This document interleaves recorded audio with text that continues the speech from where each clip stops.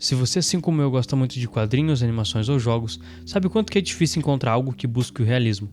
E tá tudo bem, nem precisa na verdade, porque muito do trabalho estilizado consegue criar uma obra muito mais interessante do que as extremamente realistas, por abrir espaço para que você que assiste, joga ou lê, se coloque lá também. E por justamente estar falando de estilização, que a gente vai entender um pouco mais de como que o estilo pode te ajudar a contar uma história ou criar uma arte mais interessante. Quando a gente começa a falar sobre estilização em uma produção, principalmente para trabalhos mais cartoonizados, precisa pensar em custo, técnica e tempo. Porque você pode ir para uma estilização que busca um funcionamento mais realista, como o seriado Love, Death and Robots fez no episódio Gigante Afogado, ou se não ir para um realismo mais artístico, como o episódio A Testemunha mostrou pra gente. Ou até mesmo ir para o completo oposto, onde a sugestão faz parte da obra por conta das limitações técnicas, como os traços de As Aventuras de Tintin, tudo precisando ser bem pensado porque o espaço que os desenhos vão ser publicados vai definir as nossas possibilidades. E nos quadrinhos eu preciso de uma história muito mais sucinta e que caiba em, por exemplo, 20 ou 30 páginas. Diferente de seriados animados, que eu preciso da constância e qualidade técnica. Então, algo que seja bonito, mas que ainda possa ser reproduzido por mais de uma equipe de animadores e ilustradores com a mesma constância técnica. Então, por mais bonito seja uma produção, você precisa ter a noção de verbo ao tentar aplicar uma escolha estética, principalmente para a indústria. E muitas das soluções mais baratas, por exemplo, vão surgir de não refazer o trabalho de render. Então é sempre bom prestar atenção no papel dos efeitos visuais dentro da pós-produção para entender também como que as escolhas estéticas foram tomadas no contexto da obra de forma geral. Mas agora, tendo esse contexto melhor de como que as coisas funcionam, a gente precisa olhar para algumas obras e para os produtos de mídia para entender como que cada escolha funciona em cada forma que uma arte mais estilizada pode tomar. Animação.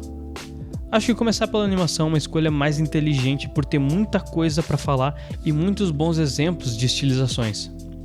Primeiro, acho legal a gente comentar sobre a última animação do Alberto Mielgo, o The Windshield Wiper, que a gente olha para uma estilização buscando ser próximo da realidade, mas isso sendo muito mais aplicado nos cenários e nos efeitos de iluminação, deixando os personagens bem estilizados, indo mais pro lado cartoon.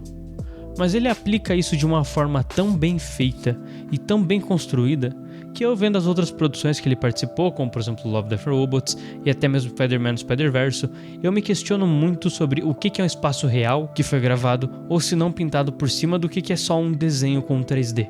E essa mistura das texturas de quadrinhos com cortes bem contrastantes e uma iluminação extremamente realista é o que tornam esses lugares tão orgânicos e esse estilo visual tão característico. Só que agora, voltando a lembrar da questão de dinheiro, tempo e técnica, essa estilização são formas que exigem muito dinheiro, ou seja, produções indie não conseguiriam chegar nessa qualidade facilmente, também nem no mesmo prazo, porque dá muito trabalho e muito menos com qualquer artista, porque exige uma técnica muito bem estruturada e desenvolvida para criar resultados assim.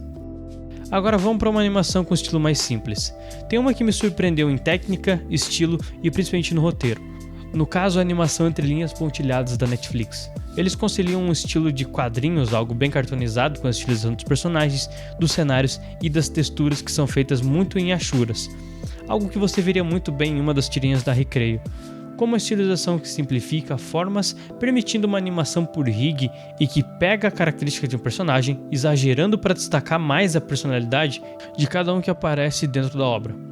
E essas escolhas técnicas facilitam muito a produção por diversos artistas, dando mais espaço para variação durante as criações, porque o custo é menor do que uma arte muito renderizada como as que a gente viu antes, e permitindo mais tempo para explorar bem diferentes composições e forma de lidar com essa produção. Isso significa que uma obra é melhor que a outra? Então, depende. A técnica vai se influenciar nas escolhas visuais e dar destaque para o estilo da obra. Então os outros pontos do roteiro, por exemplo, podem não estar tão bom. Eu acredito que uma obra é boa por justamente conciliar 3 coisas: estética, texto e equilíbrio, porque não adianta só ser bonito e não ter fundamento no que a narrativa quer contar. E não adianta também não ter uma estética bem aplicada, mas ter um texto maravilhoso, porque só um não salva o outro. Porque até mesmo em diferentes produtos de mídia como as animações e os quadrinhos, o visual vai ser a base para que tudo isso se desenvolva. Agora vamos entender melhor como que isso funciona nos quadrinhos. Aqui uma das principais características das produções vai definir o gênero.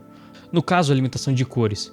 O estilo icônico dos quadrinhos da Era de Ouro vem justamente da limitação de cores na impressão, Então não tinha como fazer algo tão colorido ou com tantos efeitos visuais. Então a linha era uma necessidade. Agora a gente trouxe a linha como escolha estética sem necessariamente ser delimitada pela limitação de produção. Então personagens como os da Turma da Mônica têm um estilo visual desenvolvido de uma forma mais simples porque suas silhuetas são mais reconhecíveis, mesmo em uma impressão de baixa qualidade, porque os traços são simples e funcionam no básico. Mas não é só na limitação que os traços funcionam, como muito bem Scott McCloud disse em seu livro Desvendando Quadrinhos. Os traços servem também para criar novos signos visuais para expressar um sentimento, ação ou sensação física, porque aos poucos vamos adicionando novos elementos que contêm seus próprios significados dentro das narrativas visuais dos quadrinhos, criando sua própria forma de se comunicar. Porque, diferente das animações, os quadrinhos são uma mídia passiva, ou seja, precisam do leitor para que a história aconteça e para que esses traços tenham sentido.